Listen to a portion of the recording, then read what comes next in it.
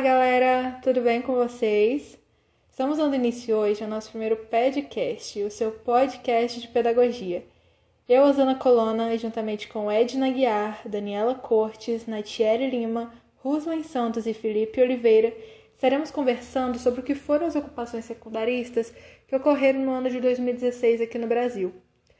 E teremos também uma convidada muito especial, a estudante de Direito da PUC-Paraná e Filosofia da Universidade Federal do Paraná, Ana Júlia Ribeiro.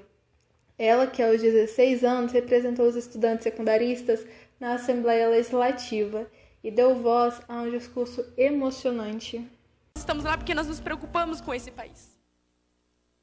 Ontem, eu estava no velório do Lucas e eu não me recordo de nenhum desses rostos aqui que estavam lá. Não me recordo de nenhum.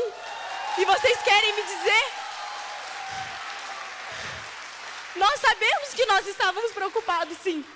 Mas antes de entrarmos no tema, eu preciso explicar para vocês o conceito de PEC e MP, porque foi isso que desencadeou essa série de protestos por todo o país. A PEC ela é uma sigla para Proposta de Emenda Constitucional. Ela é usada para mudar algo que já está na Constituição. E só quem tem legitimidade para propor uma PEC é ou o presidente da República, ou no mínimo 1/3 dos deputados federais ou dos senadores, ou mais da metade das assembleias legislativas. No caso de uma PEC, o processo de tramitação ele é um pouquinho mais difícil, porque é preciso que 3/5 do Congresso aprovem o texto em 2 turnos de votação, tanto no plenário da Câmara quanto do Senado, e se as casas aprovarem, o presidente do Congresso ele promulga a lei e o texto ele não precisa ser assinado pelo presidente da República. Um exemplo disso é a reforma da Previdência, que o presidente Jair Bolsonaro enviou ao Congresso. As regras da aposentadoria elas já estão na Constituição. O que o presidente fez foi propor uma PEC para fazer algumas alterações nela. Já a MP, a medida provisória, ela é um outro instrumento que pode ser usado para alterar a legislação também, só que em caso de urgência. Só que nesse caso, somente o presidente da República que pode propor. Diferente da PEC, a MP ela não tem tanto trâmite. Contudo, cabe ao Congresso Nacional converter a medida em lei ou rejeitá-la num prazo de até 120 dias. Se passar disso, a MP ela perde a validade. Um exemplo disso é a MP 746, que promove alterações na estrutura do ensino médio. Só que quem vai explicar isso melhor para vocês vai ser a Edna. Então, Rosana, PEC e MP, visto como você disse, são assuntos atuais, mas também em 2016 foram assuntos que repercutiram demais por conta do movimento das ocupações secundaristas que ocorreu. Esse movimento ele foi composto por estudante para estudantes. Ele teve apoio e ajuda de professores, de pais e também de grupos estudantis. Ele teve como objetivo lutar pelos direitos estudantis e pela melhoria da educação brasileira. Em dado momento, o governo de Michel Temer estava impondo alterações no ensino básico, principalmente no ensino médio, de forma não democrática, pois não houve diálogo com a sociedade, com professores ou com os próprios alunos.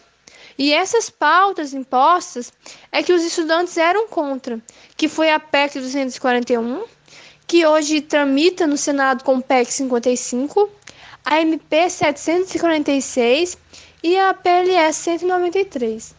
A PEC 55 ela tem como objetivo conter o crescimento dos gastos públicos, mantendo por 20 anos um limite para as despesas públicas. Mas como se daria esse limite? O gasto realizado no ano seria o mesmo gasto realizado no ano anterior, corrigido pela inflação em dado momento. E com esse limite imposto, os investimentos sociais feitos pelo governo federal, ele fica congelado, trazendo consequências negativas, principalmente à saúde e educação brasileira. Já a MP 746 promove alterações no ensino médio, aumentando a carga horária mínima anual para 1.400 horas. Ela determina a obrigatoriedade do ensino da língua portuguesa, inglesa e o ensino da matemática para os 3 anos do ensino médio. Ela retira dele o ensino da arte, da educação física e o oferecimento do ensino de outros idiomas, preferencialmente o espanhol. Já o currículo do ensino médio, ele será composto pela BNCC, com ênfase também no ensino profissional e técnico. Tais mudanças feitas para o ensino médio afetam tanto o aluno quanto o professor e o ensino em si. A PLS é um projeto de lei do Senado que pretendia incluir o programa Escola Sem Partido na Lei de Diretrizes e Bases da Educação Nacional, a pedido do senador Magno Malta. Esse programa, entendido também como movimento, ele traz a obrigação da fixação em todas as salas de aulas de 6 deveres que o professor tem, para que os alunos possam saber que os professores têm esse dever. E este programa, ele afirma que os professores aproveitam de sua audiência cativa para transmitir aos alunos suas crenças, ideologias e visões de mundos particulares, além de que os valores familiares eles devem ter prioridade sobre a educação escolar, como, por exemplo, os valores morais, sexuais e religiosos deveriam ser tratados apenas na esfera privada, ou seja, na família, e não deveriam fazer parte do currículo escolar. E para os estudantes, essa lei era vista como uma lei de mordaça que limitava o ensino do aluno, afetando o desenvolvimento do estudante no âmbito escolar e social. Agora que a Edna explicou pra gente sobre a PEC e a MP, eu vou falar um pouquinho sobre a visão dos alunos no documentário Primavera Secundarista. Então, os alunos alegavam a distorção da mídia. Os repórteres os entrevistavam e, ao levar a matéria ao ar, eles selecionavam apenas algumas respostas dos alunos para que eles parecessem desinformados. E eles também, os alunos afirmavam que os repórteres sempre faziam perguntas sem nexo para que já parecesse que os alunos não sabiam o que estavam fazendo nas escolas, para parecer que era tudo baderna. Os alunos estavam na luta por uma educação melhor e estavam sempre estudando e focando por dentro da PEC e da MP para ter argumentos válidos e explicarem o porquê das ocupações, já que eles eram sempre atacados como vagabundos, como pessoas que só estavam atrás de fazer baderna. Então eles estavam sempre por dentro do que era a PEC, do que era MP, para que eles pudessem se justificar e falar o porquê das ocupações.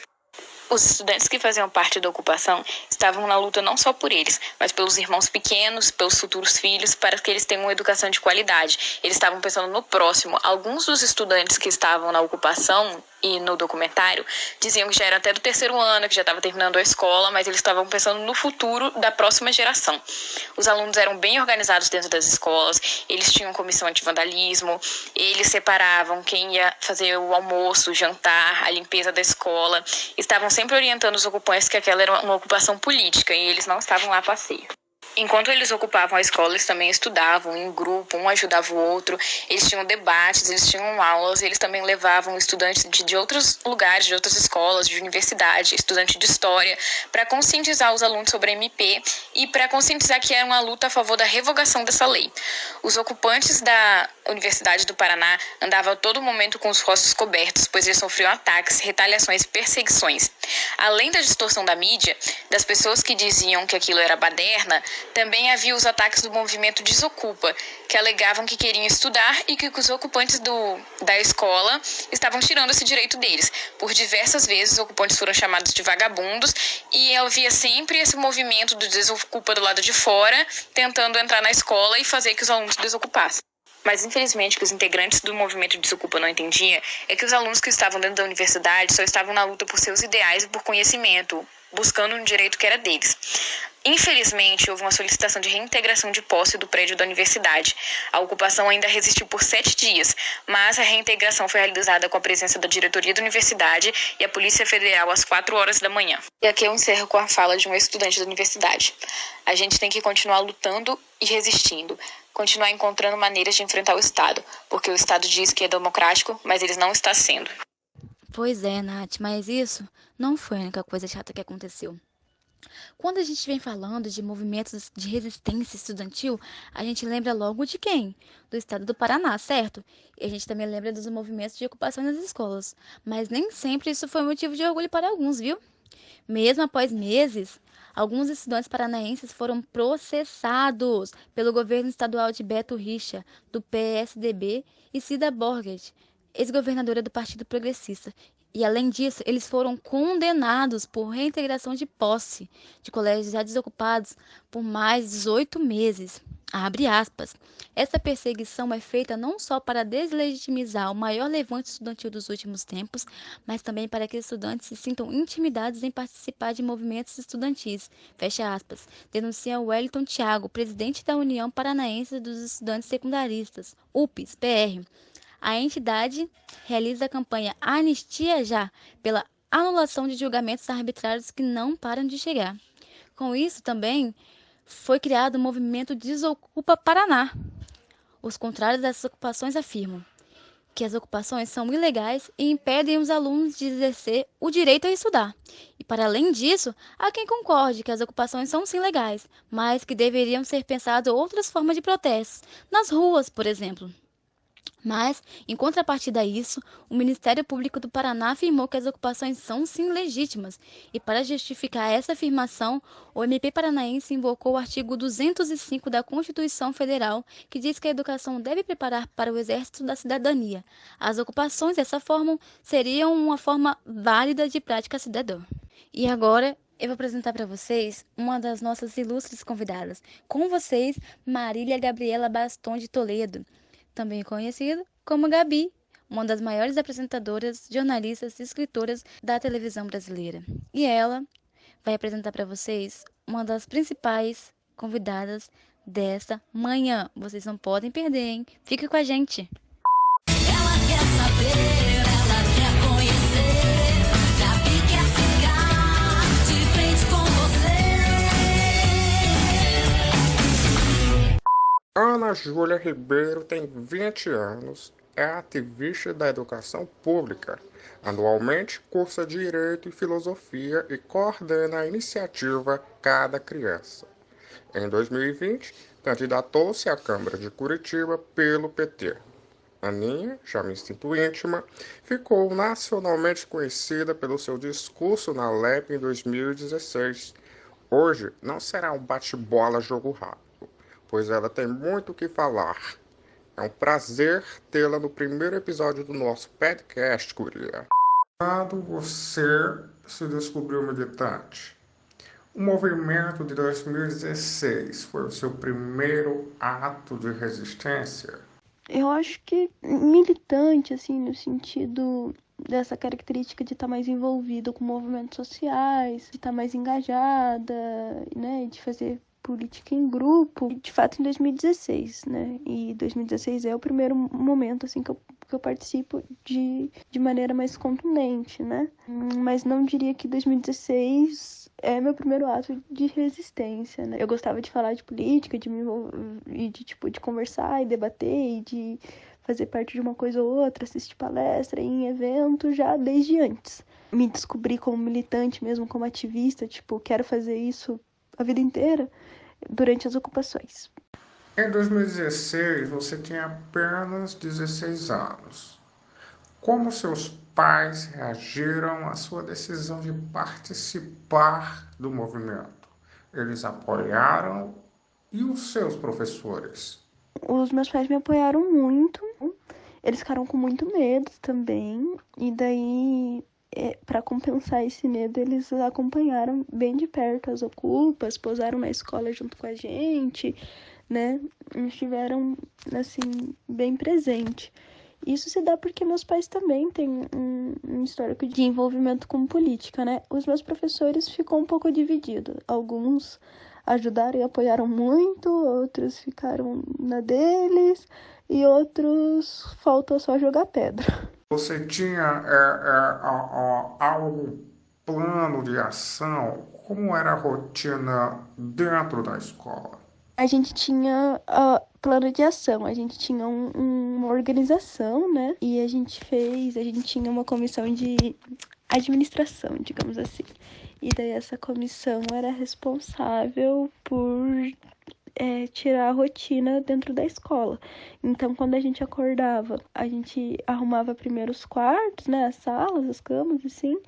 depois ia limpar a escola, daí a gente fazia o café da manhã, assistia 2, 3 aulas, fazia almoço, lavava a louça, dava uma descansada, depois já tinha mais alguma aula, mais alguma atividade, e daí de noite geralmente a gente assistia algum filme, fazia algum debate, e daí fazia a janta. Tinha uma rotina bem certinha, assim, a gente dividia 2, 3 atividades de manhã, 2, 3 atividades à noite.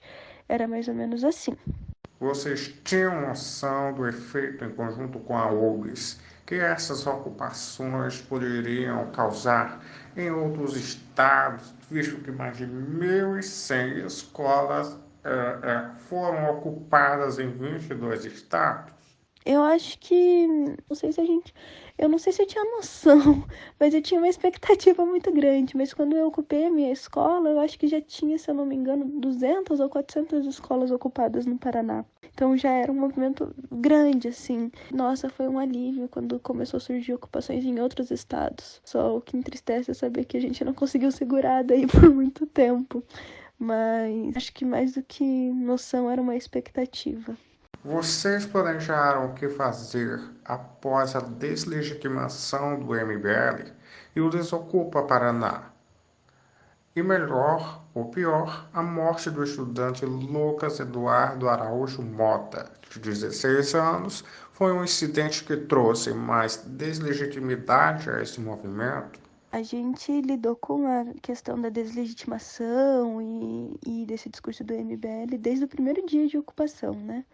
Foi uma coisa muito constante. Então, a nossa estratégia era sempre chamar os pais para ir para a escola, para conversar. Isso falando da realidade da minha escola, né? É importante lembrar que cada escola tinha uma realidade, tinha uma organização, tinha um método diferente. Em algumas coisas a gente se encontra, né? Em grande parte delas, mas método mesmo, assim, desse tipo de coisa, cada escola tinha o seu. E daí, na minha escola, a gente priorizava conversar muito com os pais, tentar mostrar o outro lado, a gente conversava sobre o projeto de lei, sobre a MP, sobre a PEC, a gente mostrava que a gente sabia, né, das coisas.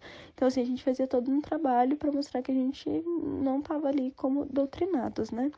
Em relação à morte do Lucas, é algo que particularmente me toca muito e causa inúmeros sentimentos, sabe? Ao meu ver, o acidente que aconteceu com o Lucas foi usado, foi roubado para tentar virar uma narrativa de que de fato a gente era o que o MBL tinha alegado o tempo todo. A gente era um bando de maconheiro, drogado, que não tinha noção do que estava fazendo, doutrinado, que não tinha organização e etc. Mas foi usado, a morte do Lucas foi usada para isso. Mas não é um incidente que por si só trouxe deslegitimidade pro movimento, para as ocupações, né? O que aconteceu com o Lucas é uma fatalidade e é uma coisa que ninguém nunca vai... Eu não sei até hoje direito o que aconteceu, eu acho que ninguém nunca vai conseguir explicar de uma maneira que encaixe na minha cabeça. Mas o que aconteceu com o Lucas não era... O motivo não era as ocupações. A questão não era as ocupações, assim, sabe? Para ter sido usada de argumento para deslegitimar o movimento. Talvez se tivesse em aula normal, teria acontecido a mesma coisa. Talvez se tivesse em outro espaço, teria acontecido a mesma coisa. Porque o que gerou o acidente que causou a morte do Lucas não tinha como motivo a ocupação, as suas pautas ou alguma dessas outras coisas. Eu não acho que foi a morte do Lucas que trouxe deslegitimidade ao movimento. Eu acho que foi a falta de caráter do MBL que deslegitimou o movimento, né? Essa estratégia nojenta deles de criarem mentiras em cima de mentiras e colou uma imagem que não existia. O movimento fez surtir algum efeito prático visível dentro das escolas? As autoridades passaram a ouvir mais as demandas e necessidades dos estudantes? Acho que um efeito prático e visível das ocupações foi que ela gerou muitos grêmios estudantis, assim, né? Depois das ocupações, a gente consegue aumentar muito o número de grêmios estudantis, de movimentação dos estudantes e da vontade dos estudantes de estarem discutindo, de estarem fazendo parte da construção da escola, né? Ali do cotidiano, das decisões. Mas eu não diria que isso fez as autoridades passarem a ouvir mais as nossas demandas e a nos darem mais espaço. Acho que em alguns lugares até o contrário, assim, a gente está passando agora por uma situação, por uma tentativa de silenciamento muito, muito grande, né? Por exemplo, no estado do Paraná, a gente está tendo a militarização das escolas, o que também já aconteceu no Distrito Federal, e esse é um movimento para calar os estudantes. Então, acho que 2016 faz surgir uma preocupação nos nossos governantes, digamos assim, e eles começam a tirar estratégias para que eles não sejam obrigados a nos escutar, né? Então, de perseguição a professores, punições aos professores principalmente, a mudar um sistema educacional para ele ser mais punitivo, né, mais silenciador, mais censurado, que é o caso da militarização das escolas. Depois do movimento, sua vida mudou de alguma forma? Sofreu algum tipo de ataque ou represália? A minha vida mudou completamente depois das ocupações. Tudo que aconteceu na minha vida depois das ocupações tomaram um curso completamente diferente, sabe? Então, é claro, né? Eu tenho uma situação em específico que faz a minha vida dar uma guinada, assim, mudar de rumo. Então, eu sou outra pessoa depois das ocupações secundaristas. E eu sofri muitos ataques, muita represária, ameaça de morte, violência. Eu sofri muita coisa. Mas não chegou, assim, fisicamente, não chegou a acontecer nada. E acho que é isso, assim, eu acho que 2016 começa muito aquela onda, né, das fake news, dos ataques coordenados, etc. E do ódio mesmo, assim, né? Claro, já veio um pouco de antes, mas, assim, de um ódio muito forte. E daí eu passei por isso, assim, durante as ocupações, de um ódio, de um discurso, assim, eu não sei nem como dizer, mas foi horrível, assim, sabe, comentar. Depois disso eu aprendi que a gente nunca deve ler comentário da internet, entendeu? A regra é nunca ler os comentários, porque foi muito pesado. E eu recebia muita mensagem, assim, tipo, no direct, no privado, e meus dados pessoais vazaram todos, os dados bancários dos meus pais vazaram, inventaram que a gente estava pedindo dinheiro. Então, inventaram um monte de mentiras sobre a minha família, sobre o meu pai, principalmente. Então, foi bem ruim. Você iniciou sua fala na LEP perguntando de quem é a escola, a quem a escola pertence. Na época, qual era a resposta? A resposta é a mesma de há 4 anos atrás? Sim, a resposta é a mesma de 4 anos atrás, né? Então, a escola é dos estudantes, a escola é da sociedade, a escola é daqueles que querem um mundo melhor. A visão da escola pública e a escola pública enquanto agente transformador da sociedade é para aqueles que não querem ficar inertes. Então, de quem é a escola, é que quando a gente fala dela, a gente está pensando em quem? Quando a gente fala, para que a escola tá ali para quê? Para formar quem? Qual é o objetivo da escola? É formar a sociedade, é formar os estudantes, as crianças, os adolescentes. Então, essa escola é feita para os estudantes e ela é feita para formar eles, mas ela não escuta, não se adapta, não conversa, não interage, não acolhe esses estudantes. Ela pertence a todos nós enquanto sociedade, enquanto quem constrói, né, enquanto, digamos assim, sócios do Estado, mas ela pertence principalmente àqueles que acreditam que a educação é libertadora. O sentido de ter uma escola pública e universal é justamente esse, apesar de que a gente ainda não alcançou a universalidade, mas é uma meta, é o objetivo. Parte da grande mídia desqualificou o movimento, alegando que ele era ideológico, principalmente por seus pais serem de esquerda, os pais da porta-voz dos estudantes na LEP. Como você avalia a influência da mídia naquele contexto?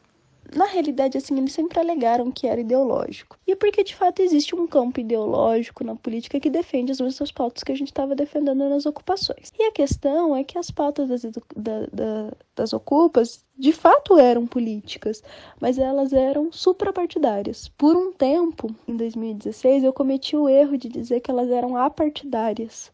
E assim, talvez tentando trazer uma questão de neutralidade para o movimento. E hoje eu reconheço que eu usei o termo errado, o termo é suprapartidárias, né? Porque, apesar de ter um posicionamento político, as ocupações não eram de partido nenhum, também não excluíam eles. Isso com os meus pais foi bem complicado e foi muito difícil, porque parece que caiu como uma luva, né? Parece que era tudo que eles precisavam para acabar com as coisas.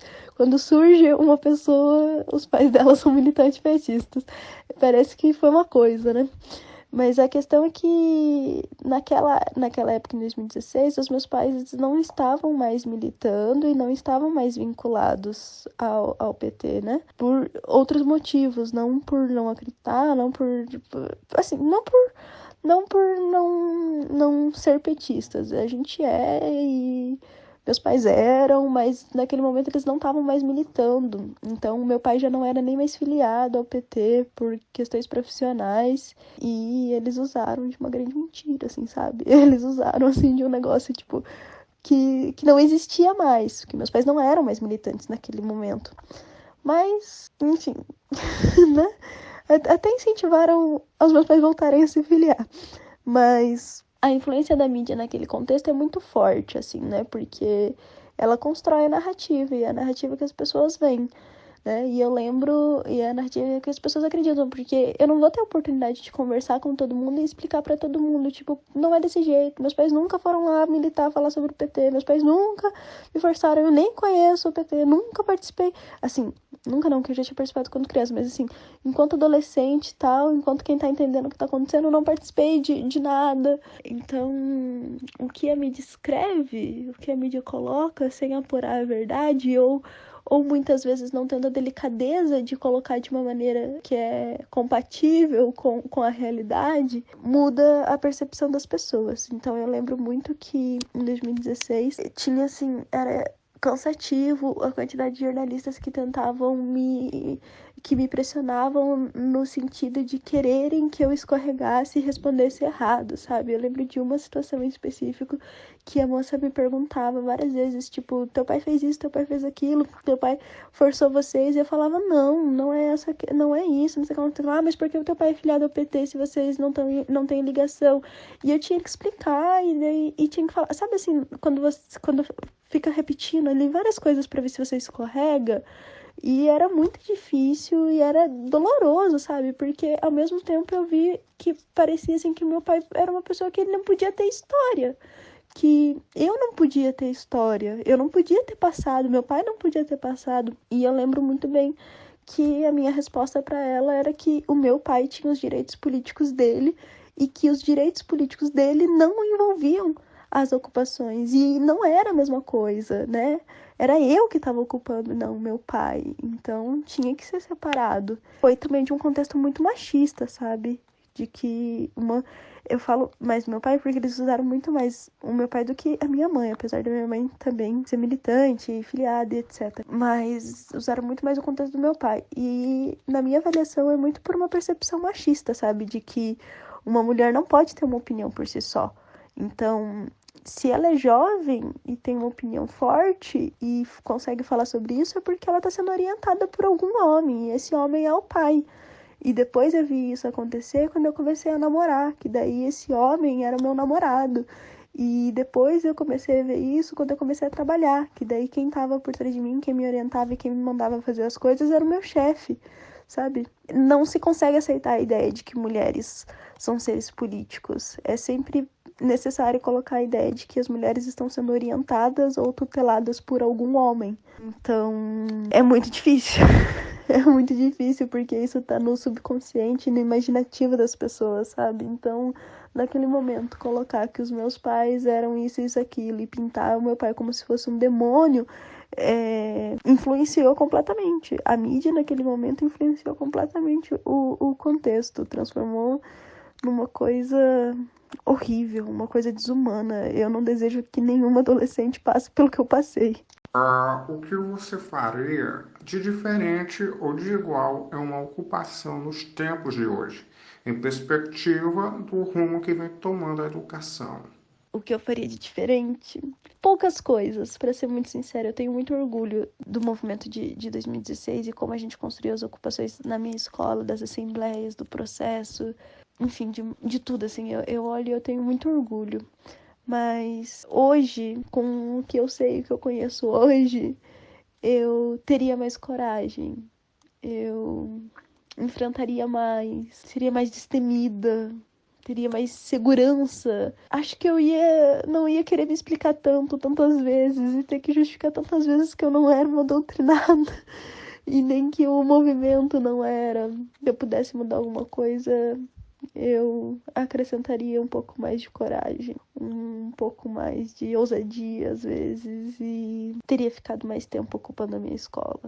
Teria enfrentado mais problemas, digamos assim, e teria segurado a ocupação da minha escola por mais tempo. Se fizesse de novo e tivesse um momento, uma oportunidade de falar, eu usaria melhor os espaços da mídia, me posicionaria mais, não teria medo de mostrar quem eu sou, falar da minha história, de falar como que eu cheguei até aqui, como que eu cheguei até essa posição. Usaria melhor os espaços, falaria mais com as pessoas. Eu fiquei com muito medo, eu fiquei muito assustada por tudo que aconteceu, por todas as ameaças, por todos os comentários, pelas mentiras, e pensei que eu sabendo, e quem me conhecia sabendo que não era verdade, estava tudo bem, né? E hoje eu aprendi que não é bem assim.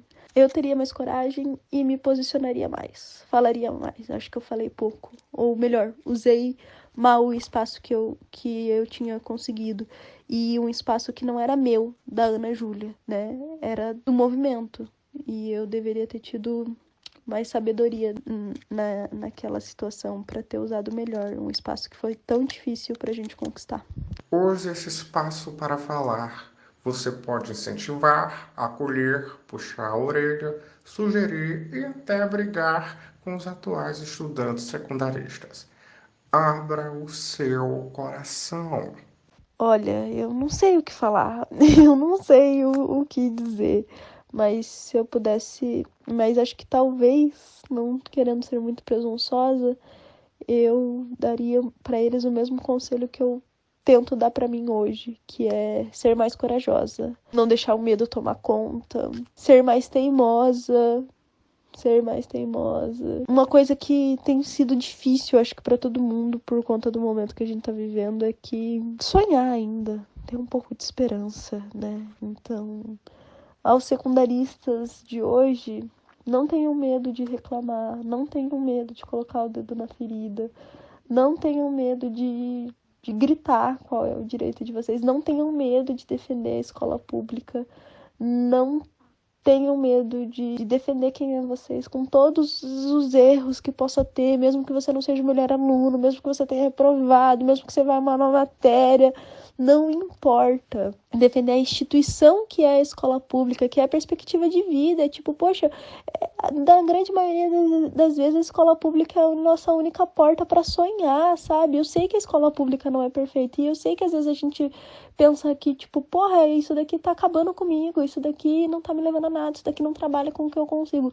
Mas é uma mentira que nos contaram, porque no final das contas a escola pública é a única que nos salva, é o que nos deixa sonhar fazer uma faculdade, é o que nos deixa sonhar fazer um ensino técnico, é o que nos deixa sonhar conseguir uma bolsa, é o que nos deixa sonhar que a gente vai sair da pindaíba, sabe? Então não tenham medo de defender a instituição da escola pública, mesmo com os problemas dela. A gente precisa criticar sim, e muito. A gente precisa mudar muita coisa, mas acima de tudo a gente tem que defender o que ela significa.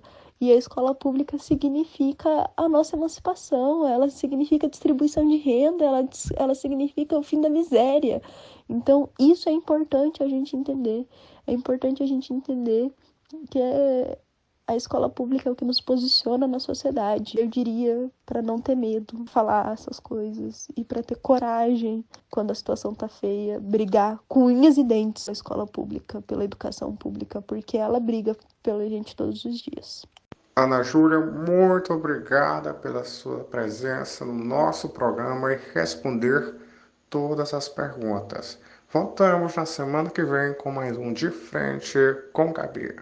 Para fechar o primeiro episódio do nosso podcast, faremos um paralelo entre as propostas citadas com alguns conceitos dos sociólogos Pierre Bourdieu e Karl Marx.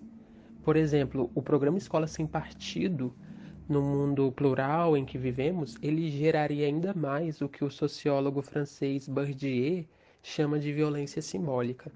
Essa violência, ela aconteceria porque muitos estudantes, e alguns professores também, não seriam incluídos em diversos debates que uma escola normal entre aspas, tenta abordar, como, por exemplo, a educação sexual, o racismo, a homofobia, entre outros debates que ainda são considerados tabus na nossa sociedade. É importante lembrar que esses debates são realizados com muita dificuldade, porque, infelizmente, ainda são considerados tabus. Ou seja, esse programa proposto pelo ex-senador Magno Malta, ele contribuiria ainda mais em manter esses debates escassos e censurados. E por que geraria essa exclusão? Geraria porque alguns alunos seriam excluídos simplesmente por não fazerem parte da cultura dominante. Isso inclui os LGBTQIA+, os negros, as pessoas com deficiência, os religiosos de outras denominações diferentes do cristianismo, entre outros grupos que sofrem algum tipo de repressão. E essa violência que é citada por Bourdieu, com o passar do tempo, ela tende a se transformar em violência física. Isso mesmo, violência física.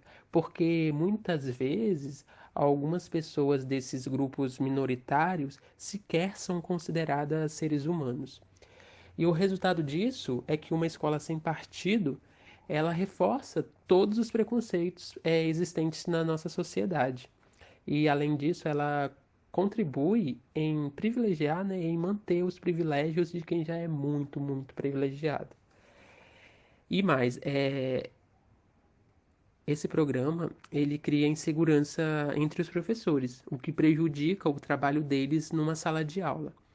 Além disso, esse projeto, ele fere diretamente o direito de cátedra. E o que seria esse direito? É um direito que assegura a liberdade de aprender, ensinar, pesquisar e divulgar o pensamento, a arte e o saber. Esse direito ele é garantido pela Constituição Federal e também pela LDB.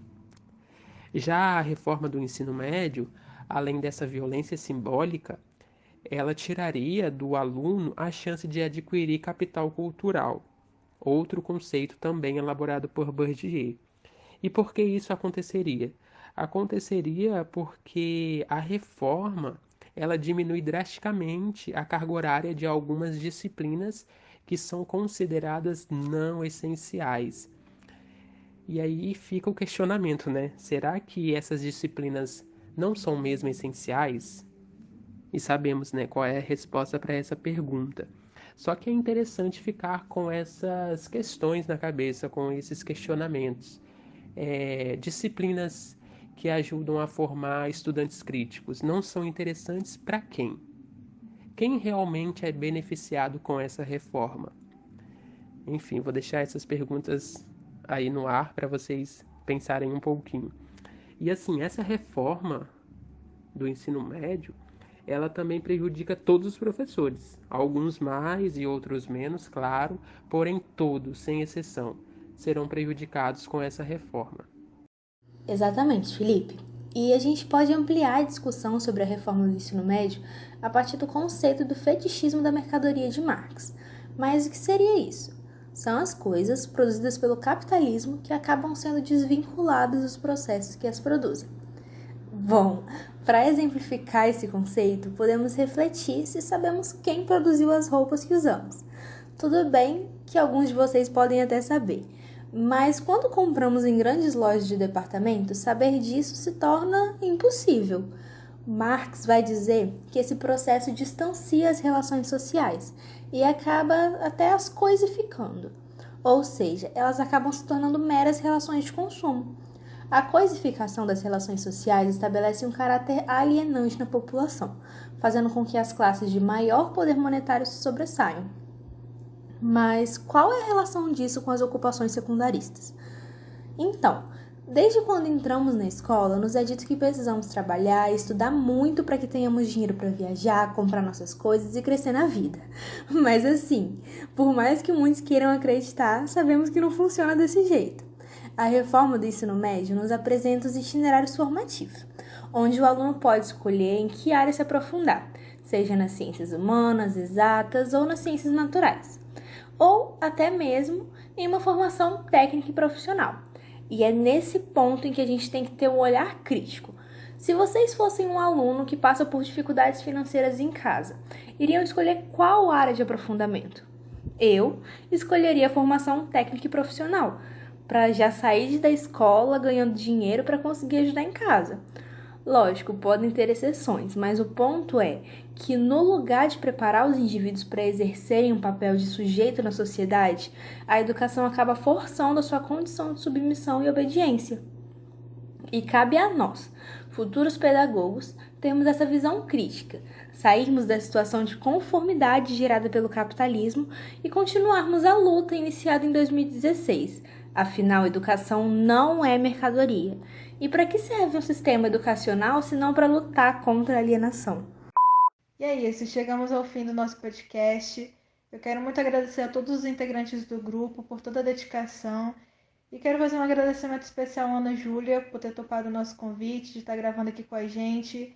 Eu espero que você tenha gostado. E se você ficou com alguma dúvida sobre o tema, pode mandar aí no bate-papo que a gente vai estar discutindo sobre, beleza? Obrigada, galera. Tchau, tchau.